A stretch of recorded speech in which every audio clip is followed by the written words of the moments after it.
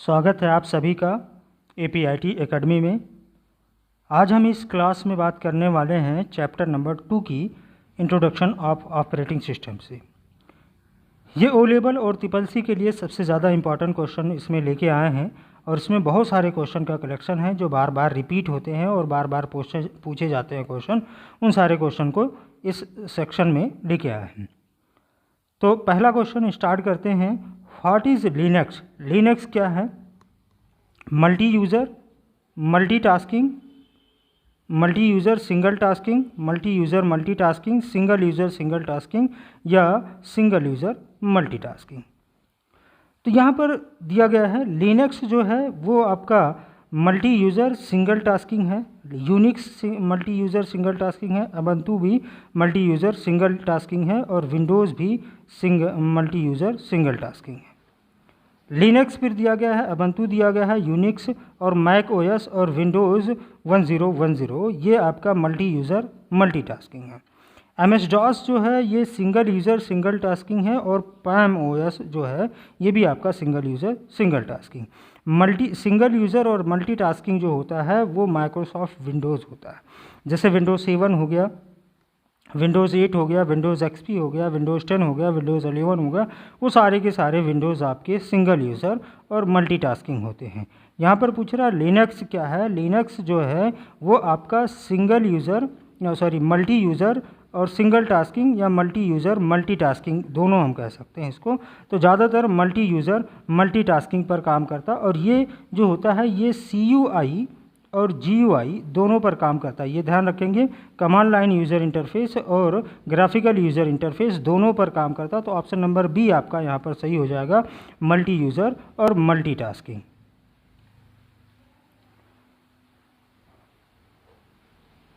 Malicious software यानी दुर्भाग्यपूर्ण software होता है जिसे हम मालवेयर एक खतरनाक सॉफ्टवेयर या प्रोग्राम होता है जो आपकी जानकारी के बिना आपके कंप्यूटर में प्रवेश कर जाता है और आपके कंप्यूटर में जितने भी डेटा हैं उसे चुरा लेता है और डेटा को डिलीट भी कर देता है। उसको हम क्या कहते हैं? मालवेयर कहते हैं या मलेशियस कहते हैं। तो ये एक प्रकार का क्या है? टॉर्जन है या वायरस हम कह सकते हैं इसको। वायरस को हम टॉर्जन कहते हैं। तो ऑप्शन नंबर ए आपका सही हो जाएगा। मैकफी जो है ये आपका एंटीवायरस है जो वायरस को डिलीट करने, स्कैन करने और डिटेक्ट करने का काम करता है। MS ऑफिस जो है ये एक माइक्रोसॉफ्ट का ऑफिस पैकेज है, इसको हम MS ऑफिस कहते हैं। और AVG जो है ये भी एक प्रकार का एंटीवायरस है। तो ऑप्शन नंबर ए यहाँ पर आपका करेक्ट हो जाएगा। Which of the following is a single user operating system? निम्न में से कौन सा ऐसा है जो सिंगल यूज़र ऑपरेटिंग सिस्टम होता है? सिंगल यूज़र ऑपरेटिंग सिस्टम का मतलब ये होता है कि एक ही ऑपरेटिंग सिस्टम हो, उस पर एक समय में एक यूज़र ही काम कर सके, उसको हम सिंगल यूज़र ऑपरेटिंग सिस्टम कहते हैं। तो यूनिक्स दिया गया है, लिनक्स दिया गया है, MS-DOS दिया गया है। तो पहले यूनिक्स के बारे में समझते हैं। यूनिक्स को Dennis Ritchie and Ken Thomas was develop in 1968 इस assembly level language. Multi user और मल्टीटास्किंग होता है। यानी यूनिक्स को 1968 में असेंबली लेवल लैंग्वेज में डेनिस रिची और केन थॉमस में इसको डेवलप किया था और ये एक मल्टी यूज़र और मल्टीटास्किंग ऑपरेटिंग सिस्टम है। तो ऑप्शन नंबर यू यानी यूनिक्स जो होगा ये आपका गलत हो जाएगा, सिंगल ऑपरेटिंग सिस्टम नहीं है। अब लिनक्स के बारे में आते हैं। Linux is open source operating system. Linux was developed by the Linus Torvald in 1991 यानी 1991 में लाइनस टोरवाल्ड के द्वारा लिनक्स को डेवलप किया गया था। Linux version Debian, Gentoo, ubuntu, Linux Mint, Red Hat Enterprise Linux और Cent OS, Fedora, Kali Linux ये सारे के सारे इसके वर्जन हैं। और ये सिंगल यूज़र होता है और मल्टीटास्किंग होता है। सिंगल यूज़र होता है, मल्टीटास्किंग होता है और ये CUI और GUI दोनों पर काम करता है। सिंगल यूज़र मल्टीटास्किंग इसको हम कह सकते हैं मल्टी यूज़र मल्टीटास्किंग भी हो सकता है और CUI और GUI दोनों पर काम करता है। तो ये भी आपका गलत हो जाएगा। MS-DOS जो है American computer programmer Timothy Paterson was develop MS-DOS। It is single user single tasking operating. MS DOS जो है वो आपका single user single tasking operating system है। तो आपका कौन सा ऑप्शन सही हो जाएगा? ऑप्शन नंबर सी सही हो जाएगा। Single user single operating system MS DOS पर होता है और ये केवल आपका CUI पर काम करता है, यानी कमांड लाइन यूज़र इंटरफेस पर काम करता है। जितने भी काम करने हैं उसके लिए आपको कमांड देना पड़ेगा। और MS DOS में जो कमांड यूज़ किए जाते हैं वो 2 प्रकार के होते हैं, एक तो इंटरनल कमांड और दूसरा आपका एक्सटर्नल कमांड। ये भी आपको ध्यान रखना है। What is backup restore? Backup और रीस्टोर क्या है? ऑफिस प्रोग्राम है, यूटिलिटी है, सिस्टम सॉफ्टवेयर है। तो ऑफिस प्रोग्राम में सबसे पहले क्या आते हैं? MS ऑफिस में Microsoft 365, Google workshop, iWork, WPS office और ओनली ऑफिस, है ना, और open office, Libre office, MS office, ये सारे के सारे प्रोग्राम किस में आते हैं? ऑफिस प्रोग्राम में। ये एक एप्लीकेशन सॉफ्टवेयर के अंतर्गत आता है। अब यूटिलिटी प्रोग्राम में आ जाते हैं। यूटिलिटी में आता है एंटीवायरस आता है, फाइल मैनेजमेंट आता है, file management system, disc management tool, comparison tool और डिस्क क्लीनअप टूल और file management system, disc defragmenter, backup utility, ये सारे के सारे किस में आते हैं? यूटिलिटी। यहाँ पर पूछ रहा है बैकअप एंड रिस्टोर, तो ऑप्शन नंबर आपका कौन सा सही हो जाएगा? ऑप्शन नंबर बी सही हो जाएगा। बैकअप और रिस्टोर यूटिलिटी सॉफ्टवेयर के अंतर्गत या यूटिलिटी प्रोग्राम के अंतर्गत आता है। सॉफ्टवेयर के बारे में हमने बताया था, सॉफ्टवेयर 2 प्रकार के होते हैं, एक तो आपका सिस्टम सॉफ्टवेयर और दूसरा आपका एप्लीकेशन सॉफ्टवेयर। सिस्टम सॉफ्टवेयर भी 2 प्रकार के होते हैं, ऑपरेटिंग सिस्टम और यूटिलिटी प्रोग्राम। यूटिलिटी प्रोग्राम में वो सॉफ्टवेयर सारे के सारे आ जाएंगे यहाँ से लेकर कि पूरे यूटिलिटी प्रोग्राम के अंतर्गत आते हैं। अब सिस्टम सॉफ्टवेयर में कौन से सॉफ्टवेयर आते हैं जिसे हम ऑपरेटिंग सिस्टम ही मेन कहते हैं? तो Mac OS, Linux, Android OS और माइक्रोसॉफ्ट विंडोज़, जितने भी ऑपरेटिंग सिस्टम हैं वो सारे के सारे सिस्टम सॉफ्टवेयर के अंतर्गत आते हैं। तो यहाँ पर पूछ रहा है बैकअप और रिस्टोर, तो यूटिलिटी सॉफ्टवेयर के अंतर्गत आता है ये। Who wrote the first computer program? पहला कंप्यूटर प्रोग्राम किसने लिखा? पहला कंप्यूटर प्रोग्राम किसने लिखा? तो सबसे पहला बेसिक प्रोग्राम जो था 1883 में विकसित किया गया था, जब एडा लवलेस और चार्ल्स बेबेज ने एनालिटिकल नाम से कंप्यूटर इंजन पर एक साथ कार्य किया था। एनालिटिकल इंजन जो था 1883 में इसको डेवलप किया गया था, यानी 1893 में इसको डेवलप किया गया था, लेकिन काम शुरू हो गया था 1883 से, क्योंकि 1883 में इन्होंने एनालिटिकल इंजन तैयार किया था। तो 1880 में एनालिटिकल इंजन डिफरेंस इंजन बनाना स्टार्ट किया था। उसके बाद में एनालिटिकल इंजन इन्होंने डेवलप किया था। इसमें 2 वैज्ञानिक काम करते थे, एडा लवलेस और चार्ल्स बेबेज ने एनालिटिकल इंजन नाम से एक कंप्यूटर इंजन एक साथ कार्य किया तथा लवलेस संख्याओं के महत्व को अच्छी तरह से समझते थे। यह समझते हुए कि वहाँ एक कार्य करने का एल्गोरिथम तैयार कर सकते हैं, लवलेस ने एनालिटिकल इंजन के लिए एक एल्गोरिथम लिखा था। तो पहला प्रोग्राम जो लिखा था वो किसने लिखा था? एडा लवलेस ने, और ये किस में काम किया था? एनालिटिकल इंजन में काम किया था। ऑप्शन नंबर ए आपका यहाँ पर करेक्ट हो जाएगा। चार्ल्स बेबेज ने एनालिटिकल इंजन और डिफरेंस इंजन का आविष्कार किया। हरमन होलरिथ ने टैबलेटिंग मशीन का आविष्कार किया था और जैक किल्बे ने 1959 में ट्रांजिस्टर का आविष्कार किया था। ये भी याद रखेंगे आप। What is Linux? लिनक्स क्या है? लिनक्स एक ओपन सोर्स ऑपरेटिंग सिस्टम है जो कंप्यूटर और यूज़र के बीच इंटरफेस की तरह काम करता है, यानी यूज़र और कंप्यूटर के बीच एक इंटरफेस की तरह काम करता है। इसके इस्तेमाल कोई भी फ्री में कर सकता है और इसको मॉडिफाई भी कर सकता है। इसका आविष्कार लाइनस टोरवाल्ड ने 1991 में किया था। तो लाइनक्स जो है वो एक प्रकार का ऑपरेटिंग सिस्टम है। तो ऑप्शन नंबर ए सही हो जाएगा, ऑपरेटिंग सिस्टम लाइनक्स है। एप्लीकेशन सॉफ्टवेयर, एंटीवायरस और वेब ब्राउज़र। एप्लीकेशन सॉफ्टवेयर वो सॉफ्टवेयर होते हैं जो यूज़र की ज़रूरत के अनुसार बनाए जाते हैं, उनको हम एप्लीकेशन सॉफ्टवेयर के नाम से जानते हैं।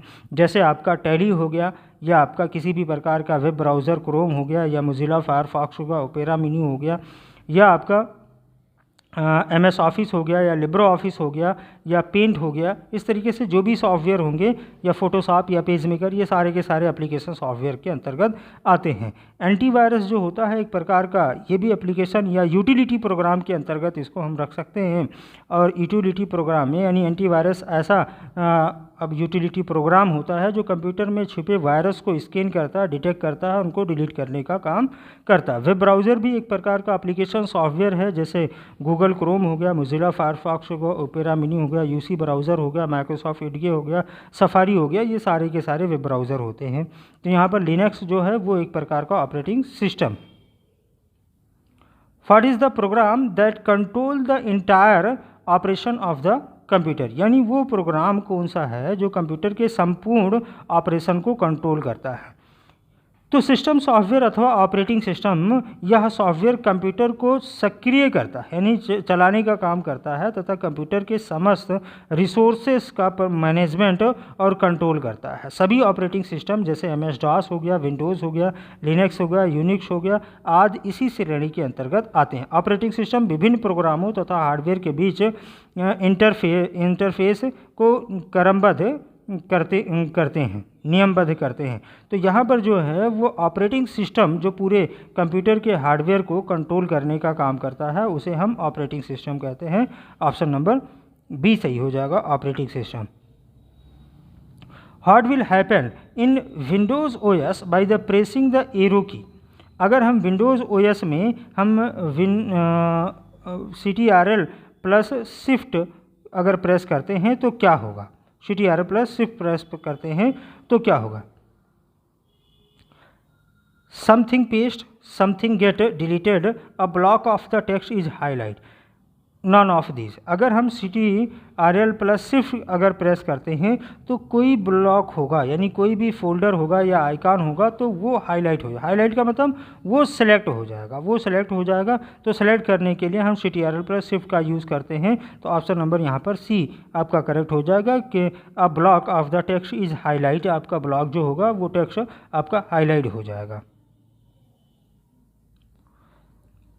IOS स्टैंड फॉर, IOS का फुल फॉर्म क्या होता है, international organization open system international organization, open system IOS दिया गया है। IOS जो होता है वो होता है international organization for standardization, IOS international organization for standardization. IOS जो है OSI मॉडल को ISO के द्वारा डेवलप किया गया है। OSI मॉडल को ISO के द्वारा यानी इंटरनेशनल ऑर्गेनाइजेशन फॉर स्टैंडर्डाइजेशन के द्वारा डेवलप किया गया। ये एक संस्था है, 1984 में डेवलप किया गया था ISO मॉडल को। तो इसका फुल फॉर्म, ISO का फुल फॉर्म क्या होगा, इंटरनेशनल स्टैंडर्ड ऑर्गेनाइजेशन या international organization for standardization. Option number आपका इसमें सही हो जाएगा ए। ये भी आप कह सकते हैं इंटरनेशनल स्टैंडर्ड ऑर्गेनाइजेशन या इंटरनेशनल ऑर्गेनाइजेशन फॉर स्टैंडर्डाइजेशन, दोनों आपका सही है इसमें। Where do the time and date appear on the desktop, desktop पर टाइम और डेट कहाँ पर दिखाई देता है। यदि आप विंडोज़ डेस्कटॉप स्क्रीन के नीचे यानी बॉटम हिस्से पे स्थित पट्टी यानी बार को ही टास्क बार कहते हैं, इसमें कोई आपको स्टार्ट मेनू बटन, अक्सर उपयोग किए जाने वाले एप्लीकेशन के icon, date and time, battery status, network and connectivity आदि के आइकॉन मिल जाएंगे। कहाँ पर मिलते हैं भाई, विंडोज़ अगर डेस्कटॉप स्क्रीन के निचले भाग पर जो एक पट्टी बनी होती है उसी को हम टास्क बार कहते हैं, तो टास्क बार पर मिलेगा। तो ऑप्शन नंबर आपका डी सही हो जाएगा, task bar. Which of the following statement is incorrect about Unix? Unix के बारे में कौन सा स्टेटमेंट इनकरेक्ट है। तो Unix is a multi tasking operating system, तो ये तो बिल्कुल सही है। Unix is an open source operating system यानी सॉफ्टवेयर, तो यूनिक्स ओपन सोर्स नहीं होता, लिनक्स ओपन सोर्स होता है। Unix is multi user operating system, तो ये भी आपका सही है। Unix is multi programming operating system, तो ये भी आपका सही है। तो यानी ऑप्शन नंबर आपका बी आपका सही हो जाएगा इसमें कि यूनिक्स जो है वो एक ओपन सोर्स सॉफ्टवेयर नहीं है। यूनिक्स को Dennis Ritchie and Ken Thomas was develop in 1968, यानी 1968 में इसको डेवलप किया गया था। और किस लैंग्वेज में लिखा था? असेंबली लेवल लैंग्वेज में लिखा गया था। ये मल्टी यूज़र और मल्टीटास्किंग होता है। क्या होता है? मल्टी यूज़र मल्टीटास्किंग होता है।